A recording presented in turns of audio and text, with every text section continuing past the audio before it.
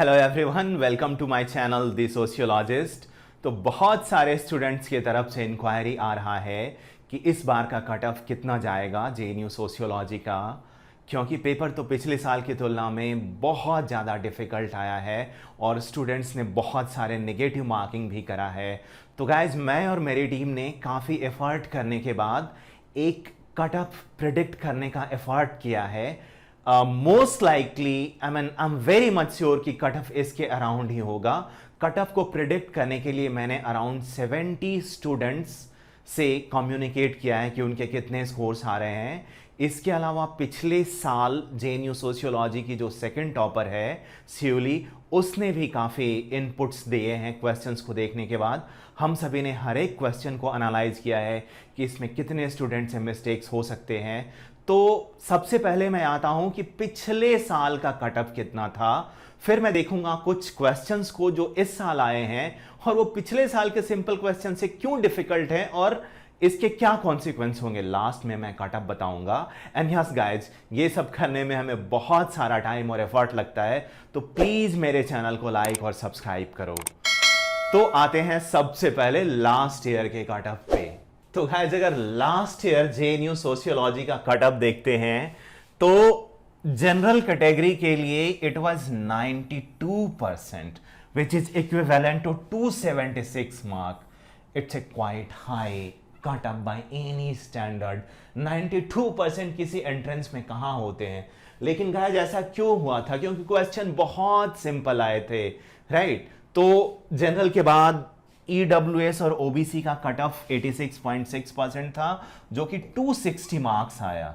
यानी कि ये 16 मार्क्स का डिफरेंस था, right? General and EWS OBC के कट ऑफ में। और उसके बाद एससी का कट ऑफ देखते हैं तो 84% के पास था एंड दैट वाज 252। एसटी का कट ऑफ 81.3% था और वो 244 था, राइट? तो ऑब्वियसली ये हाई कट ऑफ इसलिए आया था बिकॉज क्वेश्चन सिंपलर थे, नेगेटिव मार्किंग थोड़े कम हुए थे, स्टूडेंट्स ने ऑलमोस्ट सारे क्वेश्चन अटेम्प्ट किए थे in spite of 1/4 negative marking. लेकिन इस बार ऐसा नहीं हुआ है। क्वेश्चन के स्टैंडर्ड में थोड़ा चेंज है, कुछ क्वेश्चन कंफ्यूजिंग भी है। तो 3 क्वेश्चन देखते हैं कि पिछले साल के सिंपल क्वेश्चन जो थे उसकी तुलना में इस साल के क्वेश्चन कैसे डिफिकल्ट हैं।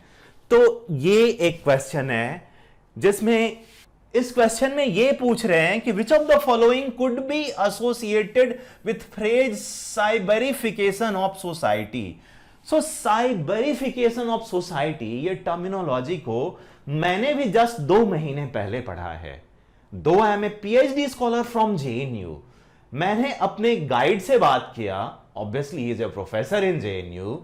उन्होंने भी कहा कि अच्छा, CUET PG I mean MA entrance में आया है question. So he himself was surprise. और सर के काम सर्वेलांस पे हैं, right? CCTV camera, surveillance economy, इन चीजों पे है काम। तो जो इनके एक्सपर्ट हैं उन्हें भी ये चीजें मालूम नहीं है। तो we can not expect from student जिन्होंने जस्ट अभी बीए क्वालिफाई करा है कि उनको साइबरिफिकेशन ऑफ सोसाइटी मालूम होगा, राइट? तो ये उन क्वेश्चंस में से है जो अगर आपने नहीं किया है तो I don't think so you should regret that आपने कम पढ़ा और नहीं पढ़ा, बिकॉज ये क्वेश्चन देखा जाए तो डुएबल है ही नहीं एक बीए स्टूडेंट के लिए, राइट? अब आते हैं नेक्स्ट क्वेश्चन पे। तो next question, who among the following sees modern society as concerned with the consumption of sign. So consumption of sign, obviously it's a postmodernist thing, but I know that it is Jean Baudrillard, the French sociologist, but so many people have not read these thinkers who talk about, say, simulacra, hyper reality, so they will not able to answer these questions. हाँ, एक और question मुझे याद आया जिसमें यह पूछा गया है कि स्टेटस के बेसिस पे एक्सचेंज होते हैं सर्विसेज का, और उसमें ऑप्शन दिया हुआ है patron client relationship, barter, services. तो बहुत लोगों ने इसको सर्विस ऑप्शन किया है। इसका करेक्ट आंसर होता है पैट्रोन क्लाइंट रिलेशनशिप, बट वो भी घुमा करके दिया गया है। द एग्जैक्ट वर्ड होना चाहिए जजमानी सिस्टम। वो जजमानी सिस्टम का क्वेश्चन है जो कि विलियम वाइजर ने अपनी बुक बिहाइंड मड वॉल्स में डिटेल में एक्सप्लेन किया था। आप एक फ्रिंज टर्मिनोलॉजी को देकर के मेन क्वेश्चन पूछ लेते हो, वैसे में बहुत डिफिकल्ट होता है गाइस। फॉर एग्जांपल, अब मैं मैक्स वेवर को मैक्स वेवर ना लिख के बुर्जवा मार्क्स बोल दूं, so that is not good, right. अगर मैं ग्रामसी को ग्रामसी ना कह के नियो मार्क्सिस्ट कहूं, तो नियो मार्क्सिस्ट में सिर्फ ग्रामसी नहीं है, और जो जजमानी सिस्टम है that not totally patron client relationship, it is a patron client relationship with certain conditions. तो वो भी एक क्वेश्चन है। एक क्वेश्चन और दिखाता हूं मैं आपको, जैसे कि the baby lamb known as Dolly was born in UK. ये क्लोनिंग पे है कि क्लोनिंग से जो रेज्ड इश्यू होंगे ना, वो किस तरीके के होंगे, एनवायरमेंटल होंगे, एथिकल होंगे, रिलीजियस होंगे, पॉलिटिकल होंगे। अगर ये प्लांट में जेनेटिकली मॉडिफाइड की बात होता तो वहां पे एनवायरमेंटल इश्यू आ जाते, लेकिन एनिमल की आप क्लोनिंग करते हो तो उसमें बहुत तरह के इश्यू आते हैं, पॉलिटिकल, रिलीजियस आते हैं, इसके बाद और भी एथिकल कंसर्न्स हैं। तो आप किसी चीज को क्रिएट नहीं कर सकते, creation of life is hand of the God. But यहां पे एनवायरमेंटल को क्या आसानी से बच्चे फिल्टर कर पाएंगे, एमए स्टूडेंट, वो भी एग्जाम कंडीशन में। सी एग्जाम कंडीशन में 10% मिस्टेक के चांसेस ऐसे ही बढ़ जाते हैं। तो एग्जाम कंडीशन में कि ये एनिमल क्लोनिंग की बात हो रही है, animal cloning in general doesn't harm environment, जबकि प्लांट जैसे आपका जी मस्टर्ड है उससे एक थ्रेट बना रहता है, ये कि एनवायरनमेंट को पोल्यूट कर सकता है with new genes and that might lead to very serious and unstudied consequences. Understand कि आपको भी पता ही नहीं कि होगा क्या। बट ये एनिमल क्लोनिंग में एनवायरमेंटल नहीं है, तो ए जिसमें भी नहीं है वो करेक्ट होगा। तो ए ये हो गया, ये हो गया, ये हो गया, ए फोर्थ में नहीं है, तो इसका करेक्ट आंसर फोर्थ होगा। But this is a very difficult question in strict exam condition. Now come to the one more question. अब ये क्वेश्चन है, there are many theories of media, media theory से है। इसमें पहले ये कह रहे हैं कि functionalist theory focus on ways in which media perform functions, alright. Interactionist perspective focus on meaning and interpretation of audience, very good. इसके बाद which of the following theory perspective tend to look at the control function of media and concentration of media ownership. अगर आप ये पूरे sentence को हटा देते हो और सिर्फ इसको पढ़ते हो तो भी आप इसका आंसर वही करोगे जो कि इसके पढ़ने के बाद। तो ये जो माहौल बनाया जा रहा है ना, ये बेसिकली आपके टाइम को कंज्यूम कर लेगा, उससे आप पे एक टाइम प्रेशर बना है इस बार के एग्जाम में। लास्ट ईयर मेरे जितने भी स्टूडेंट्स के सिलेक्शंस हुए हैं, उन्होंने ये कहा कि टाइम की तो कोई कमी थी ही नहीं, वो पहले ही सॉल्व करके बैठे हुए थे, और पार्ट 1 जो कि एप्टीट्यूड है उसको आराम आराम से किया था।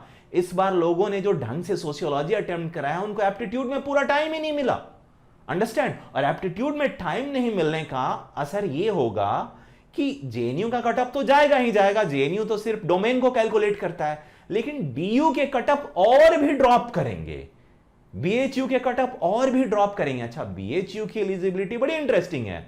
अगर आपने सोशियोलॉजी नहीं किया है अपने ग्रेड्स में तो बीएचयू के लिए आप एलिजिबल ही नहीं है, तो इसलिए बीएचयू का कटअप तो ड्रामेटिकली लो चला जाता है जेएनयू की तुलना में। आप एंट्री को जितना रिस्ट्रिक्ट करोगे, कटअप तो उतना ही लो चला जाएगा। तो आप ये देख लो कि इसका आंसर होगा Marxist and conflict perspective, but ये आपके टाइम को कंज्यूम कर जाएगा। इस तरीके के क्वेश्चंस पिछली बार नहीं थे, स्ट्रेट फॉरवर्ड क्वेश्चन थे, तो क्लियरली इस बार कटअप ड्रॉप करेगा। आपके पास टाइम प्रेशर आया, आपके पास नॉलेज का क्रंच दिखा, क्योंकि आपने बहुत सारे ऐसे कॉन्सेप्ट देखे जो या तो आपने ढंग से नहीं पढ़े थे या आपने उनको ओवरलुक कर दिया था, अंडरस्टैंड। अब आते हैं गाइस मेन पॉइंट पे कि कटअप कितना होगा। तो इस कटअप को प्रिपेयर करने में 3 लोगों का कंट्रीब्यूशन है, मेरा और लास्ट ईयर की सेकंड टॉपर स्यूली की, और एक स्टैटिस्टिशियन है पल्लवी, उनका भी कंट्रीब्यूशन है। So we 3 people have put sincere effort to calculate cut off, alright. So now come to the exact cut off. और हाँ गाइज, ये कट ऑफ एक्सपेक्टेड है, राइट। हो सकता है इससे थोड़ा बहुत ऊपर चला जाए, तो उस वक्त नीचे कमेंट करके गालियां मत देना, alright. So try to appreciate our effort and I'm very much sure, although I have reasonably good teaching experience, कई साल से मेरे स्टूडेंट्स जेएनयू में आ रहे हैं, ऑलराइट, और जो मैं कट ऑफ प्रेडिक्ट कर रहा हूं इसके अराउंड ही होगा, I can assure you. So here is the cut off. General का कट ऑफ 78% से ज्यादा जाने के चांसेस नहीं है, यानी 234 प्लस माइनस 4 मार्क्स आ रहे हैं, तो you can be assure that you are coming to JNU. अगर आपके 234 मार्क्स हैं, you can expect, but cut off हमेशा एक रेंज होता है, एग्जैक्ट तो नहीं होगा ना, 0.66 बढ़ जाएगा घट जाएगा. तो 234 प्लस माइनस 4, यानी कि आपके 230 भी हैं तो हो सकता है, या चांसेस हैं, रीजनेबली गुड चांसेस हैं कि आप जेएनयू आ जाएं, राइट. ईडब्ल्यूएस और ओबीसी का कट ऑफ मैंने सेम रखा है और it would be around 220. SC का कट ऑफ 213 के आसपास होगा और शेड्यूल ट्राइब का कट ऑफ 204 के आसपास होगा. ये प्लस माइनस 4 का रेंज हमने हर एक कट ऑफ में लिया है, और ये कट ऑफ गाइस हमने एक प्रॉपर फार्मूले के थ्रू और 70 स्टूडेंट्स के साथ जेन्युइन इंटरैक्शंस, जिनमें मैंने उनसे पूछा कि प्लीज बताओ कि क्या एग्जाम कंडीशन में तुमको दिक्कतें आया था, कितने क्वेश्चन अटेम्प्ट किए. इसके अलावा कई सारे और भी फैक्टर हैं जो कट ऑफ को अल्टर करते हैं. उन सभी को देखते हुए ये मेरा ओपिनियन है और ये मेरा कट ऑफ है. तो गाइज आई होप कि most of you are getting good mark, and obviously I always say that there are 3 big gates in JNU, so all of you are most welcome to JNU. एक बात और guys कि अब जिस तरीके से CUET ने अपने क्वेश्चंस को चेंज किया है, आप सभी को प्रिपरेशन स्ट्रेटेजी चेंज करना होगा, whomsoever looking for next year. Alright. अच्छा, बहुत सारे बच्चे ये भी पूछेंगे कि सर वो कौन से फैक्टर हैं जो कट ऑफ अफेक्ट करते हैं. तो वो ये फैक्टर हैं कि सिर्फ रेगुलर स्टूडेंट मींस जो अभी बीए क्वालिफाई किए हैं, सिर्फ वो अपीयर नहीं हो रहे हैं, यूपीएससी वाले भी अपीयर हो रहे हैं. पिछले साल के कुछ ड्रॉपर भी हैं जिनको कुछ यूनिवर्सिटी जैसे बीएचयू में एडमिशन मिल जाता, बट उन्होंने बीएचयू में नहीं लिया और वो जेएनयू के लिए प्रिपरेशन कर रहे हैं. तो इन सारी चीजों को भी देखना होता है. So cutoff prediction is quite tricky, yet I have done, say that, a honest job of predicting cutoff. So here is the cutoff, and obviously please appreciate my effort. हमारे चैनल को like and subscribe करो. Thank you so much for watching The Sociologist.